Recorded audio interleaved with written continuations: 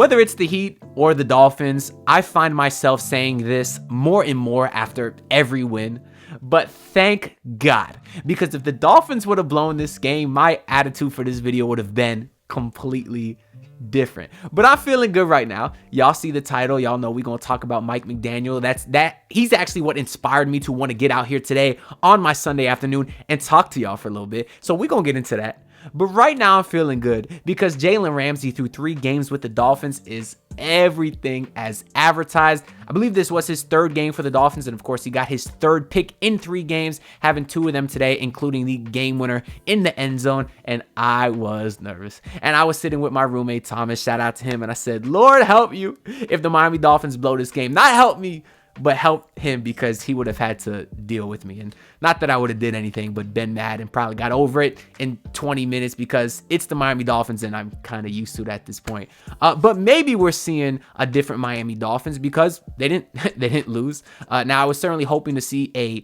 nice dominant bounce back game today after blowing the last, or I don't want to say blowing the last game versus the Chiefs, but certainly not having a great performance. That's not what we saw today. I think the Dolphins were like 13.5-point favorite, so the Raiders covered the spread, if that's your thing. I will never bet on the Dolphins to cover a spread just because stuff like today happens, but there is certainly a lot to talk about from this game. I got some notes here. We're going to kind of go through everything, and then I want to get into Mike McDaniel.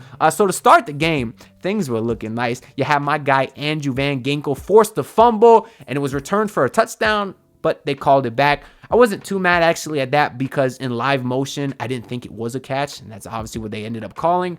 But I did just want to point out that once again, Andrew Van Ginkel made a play for this team. And I've been saying this for years now. He is one of, if not the best defender on that line for the Miami Dolphins because he makes plays. So I do just want to shout him out. But then the Dolphins get the ball on offense, an offense that certainly hasn't looked like itself since, let's say, week 3, which is back when they still had Devon Achane, who came back today. And we'll talk about him for a little bit. Came in, had like 0 yards the first play. I said, okay, it's a little bit lower than his 13 yards per carry average, but I'm sure he'll do a little bit better after that. And I think maybe he got like one more rush before he was hurt. I heard Kevin Harlan say, Achane stumbled into the sideline, and I'm freaking out. But then I see Achane standing there. He's looking okay. You know, his helmet's off. But I say, okay, he's just taking a break. And then they show him going to the locker room. And I spent the next several minutes refreshing Twitter or X, just hoping to see some Achane news. And I did have him in both my fantasy leagues, but no one cares about that. I just want to win, so I need Achane to be healthy on this. I just want the Dolphins to win, you know. So I kept refreshing, and then I did see from Will Mansell actually that it was just a short break in the locker room for Achane. Of course, he was in the blue tent also prior to that, but then he did walk out back on the field, helmet in his hand, but he never checked back into the game. But the fact that they said he was questionable and they didn't rule him out immediately, and the fact that he was on the sideline, I think it was good news. Now, I am a doctor. I went to 15 years of med school. And if you watch this video of Achane walking back out, I'd say he looks healthy. And to me, he looks like he's going to rush for 220 next week versus the Jets on Friday after Thanksgiving. So I'm looking forward to that. But it was nice. I was going to say it's nice to get Achane back. You didn't really get Achane back. But I think we'll get best case scenario news within the next couple of days when we hear from Mike McDaniel. But that wasn't the only bad to start the game. As soon as the Dolphins got the ball, the first possession of the game, 3rd down, Tua fumbles the ball, falls flat on his face. But luckily, the Dolphins defense held them to a field goal, which was the theme of this whole game because the Dolphins defense really carried them today, has really carried them the last several weeks, even though the Dolphins lost last week or last time they played against the Chiefs. Chiefs scored, I think, 21 points? One of that was a fumble 6. So they basically held the Chiefs to 14 points, which is really, really good. Now, if only both sides of the ball for the Dolphins could click at the same time, it'd be very, very scary. Will we ever see that? I don't know. I don't think I've ever seen the Dolphins have a good offense and defense at the same time ever in my life. But at least we've seen this roster be amazing at offense and amazing at defense. So I'd like to believe at some point before January, they can make it click. That remains to be seen, but it is nice to see just the guys step on the defense side of the ball because when you look at the talent on the offensive end, I guess in theory, you have more faith in that group just because of the names out there like Tyreek Hill, who was awesome today, had 146. The amazing touchdown run where he caught it And I'm like, okay, nice 15-yard gain, whatever. Zoom, splits the defense there, gets in for the touchdown. I'd love to see how fast he was on that run there. And I'd love to see if Achane could match it. But unfortunately, he got hurt, which I'm still sad about. Tyreek actually went to the locker room too, and I was freaking out. But he came back shortly after, had his helmet in his hand. I'm saying, put it on, put it on. He put the helmet on his head, and we knew he'd be okay there. But what else do we got in there? There was another fumble not too much later. It was Julian Hill, who the man had 2 hands on the ball and got stripped. That's inexcusable to me. How you get the ball ripped from you when you got 2 hands on it? That's just being weak. Now, that's coming from a guy who's sitting in his bedroom and has never played a snap of organized football in his life.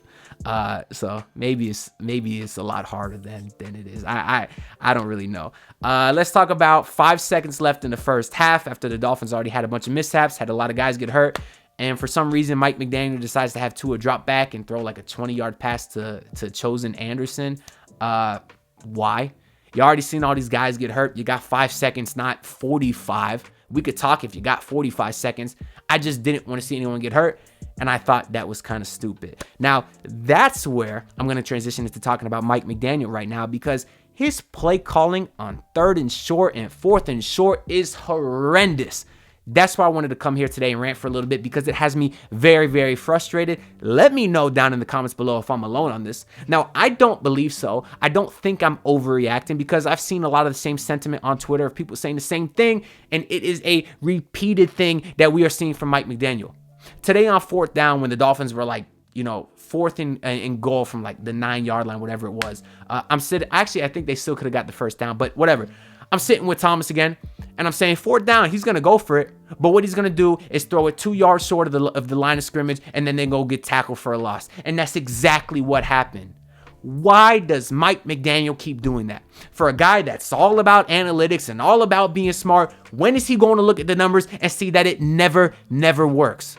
We saw the same thing a few weeks ago versus Buffalo. It was like 4th and 1, Tua drops back, gets sacked. We saw the same thing in this game. It was 3rd and 1. He had Tua drop back, and it was incomplete passer. Oh, I remember what it was. He missed. I forgot who the receiver was. He threw it way low at his feet. So I'm already mad they didn't run it. I'm mad that Tua missed the pass, and then they show the replay, and Craycraft was wide open in the end zone, which would have been an easy touchdown. So a lot to be mad at on that play. Followed by Jason Sanders, deciding to kick a 50-yard field goal, which pissed me off at the time, because I'm also telling Thomas there, I'm saying, hey, there's no chance this ball goes in because Jason Sanders can't kick that far. Now, that argument didn't make me look as good, because about a minute later, Sanders nailed a 51-yard field goal, which brings him up to like 6 of 15 on 50-plus yard attempts, which is terrible. So my point still stands, even though he hit one. I would never attempt a 50-yard field goal as Jason Sanders unless there's 3 seconds left in the clock, and even then, I'm still rather going for a Hail Mary, to tell you the truth. That's how little faith I have in Jason Sanders. Now, I don't know what happened. He was great back in the day.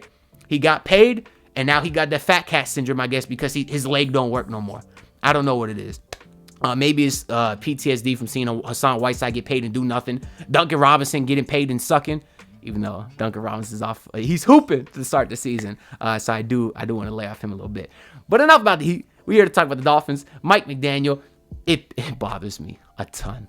You can go back to the playoff game last year where they didn't have enough timeouts, or they didn't have any timeouts, and they got to delay a game on 4th and 1. Why doesn't Mike McDaniel know what he wants to do on 4th and short? Run the ball up the goddamn middle. And that's all he had to do last year in the playoffs. They wouldn't have got the delay game. It wouldn't have been 4th and 6. And who knows, maybe the Dolphins continue that drive, go down the field, and beat the Buffalo Bills in the playoffs last year. Because Raheem Mostert, last I checked, is he like all-time in yards per carry? You had Devon Achane, who I guess you can't count him today, but he's like 13 yards per carry. Jeff Wilson was inactive today. I don't know why. I guess they didn't want to start 4 backs, but I personally would have rather have Jeff Wilson instead of Savon Ahmed, who did have a nice touchdown today. I'll give him that. But that's what Jeff Wilson is for. Jeff Wilson, like they say about Leroy Horde, if you need 2 yards, Wilson will get you 3. If you need 5 yards, Jeff Wilson will get you 3, because he's an angry runner. He puts his head down and can get you a yard with his eyes closed. But he wasn't active today. Regardless, I would like to see Mostert do it. Now, I get you can't just look at yards per carry. A lot of reasons that Mostert's yards per carry is so high is because he's fast. He'll have these breakaway runs where he runs for 50, 60 yards, and it makes the averages look a lot better than it is. But I still think it's very easy to just go up the middle. Maybe try a quarterback sneak for Tua. He likes putting his head down now. He ain't scared to run. Or if you don't want him to get hurt, bring in Mike White, who's a little bit of a bigger quarterback, I think. I don't know how big Mike White is. He looks taller than Tua out there. Fall forward on your face. Quarterback sneak. First down. Maybe try a tush push of your own. I don't know. Just an idea. But it's frustrating to see Mike McDaniel try these trick plays over and over and over again. They say the KISS method, keep it simple, stupid, and that's not what Mike McDaniel does. He tries to be too innovative, too crazy, and let me say, I love Mike McDaniel, dog. I am a huge fan of him. Now, I was mad when they let Brian Flores go. That's a whole other story, so I don't want to make it seem like because that was a whole big thing. That being said, though, Mike McDaniel came here, and he looks like he's awesome. He has a lot of great to him, and he's obviously a great person as well on top of that. But he needs to work on his time management, and more specifically, his short yardage situations, because it is ridiculous at this point. And it's going to cost him a game when it matters most. We saw, I didn't even mention last week versus the Chiefs, I think that Tyreek Hill fumble was either a 3rd and short, 4th and short, and they threw the ball out to Tyreek, and not only did they get stopped short, he fumbled, Chiefs go the other way, that's the ball game. Now, yeah, I think it was someone missed a block on that play too, but run the ball forward, and you don't have the opportunity for an offensive play to miss a block. That's really all I got to say. But even after, let's go back to the game. Sanders missed a field goal. I think it was next play. Jalen Ramsey picked 6. And unfortunately, although Mostert was running well, the Dolphins were never really able to put the game away after that. They tried running the ball, got the 3rd and 5, went for the first down, which I do love by Mike McDaniel. He plays to win the game. Some coaches play not to lose. That's what we saw Joe Philbin and Adam Gase and Tony Sperano doing.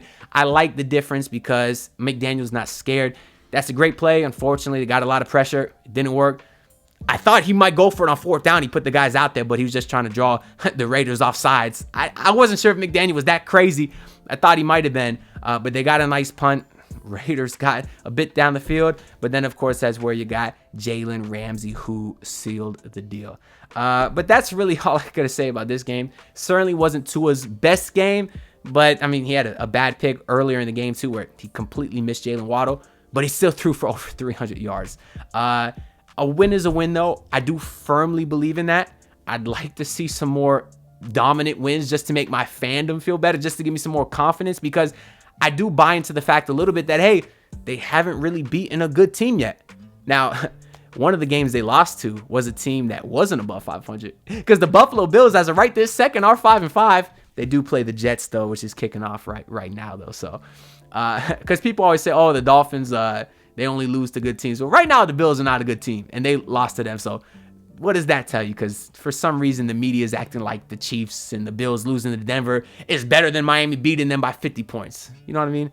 Anyways, the Dolphins play the Jets Friday after Thanksgiving. That's going to be a super exciting game. Friday after Thanksgiving, that's it. So I'm looking forward to it. Hopefully they can get a great win. But comment down below. Let me know your thoughts on today's game. Do you share the same sentiment I do about Mike McDaniel? Do you like Tua Tagovailoa? And just give me a let's go Jalen Ramsey, because he got me hyped right now, and I'm glad that he is everything as advertised. But I'll see y'all next time. The Heat also play the Bulls tomorrow, so maybe I'll get a reaction video about that. But like the video, subscribe, helps me out a lot. That being said, I'll see y'all next time. Peace out. Look, pull up in your city, tryna get that dead face. Do it on my own, I don't need no dead weight. Had to kill him off, yeah, I need a head space. You know this homegrown bitch don't offend me.